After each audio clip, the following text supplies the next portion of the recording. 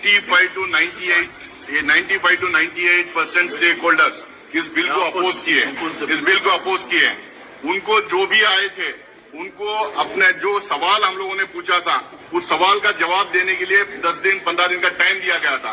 वो जो जवाब आया है वो जवाब मिनिस्ट्री हो या जेपीसी चेयरमैन हो मेंबर्स को सप्लाई नहीं किए, मेंबर्स को उन्होंने दिया नहीं है, उसके ऊपर डिस्कशन फिर नहीं हुआ है।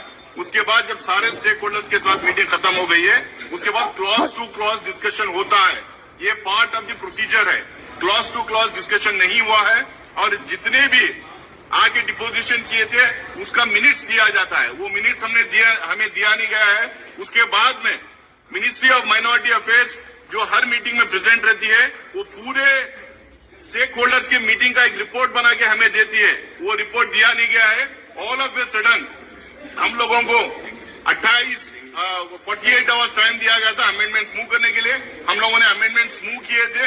उन अमेंडमेंट्स के ऊपर बिना डिस्कशन बिना मूव करने दिए टाइम दिए गए, बिना एक्सप्लेनेशन के एक गिलिजन की तरह जो है सीधा अमेंडमेंट को उन्होंने वोटिंग को पुटअप किया और उन्होंने डिफीट किया।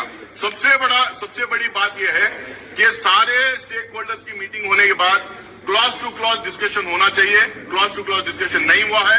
डेमोक्रेटिक प्रोसेस को सपोर्ट किया गया है और सारे प्रोसीजर्स इसमें जो इन्वॉल्व थे उसको बाईपास किया गया है और chairman under the pressure of the government वो जिस तरह से बिल आया उसमें माइनर चेंजेस करके उसको ही आगे करने का काम कर रहे हैं। और हम चाहते हैं कि इसके ऊपर डिस्कशन हो लेकिन बिल्कुल डिस्कशन नहीं हुआ।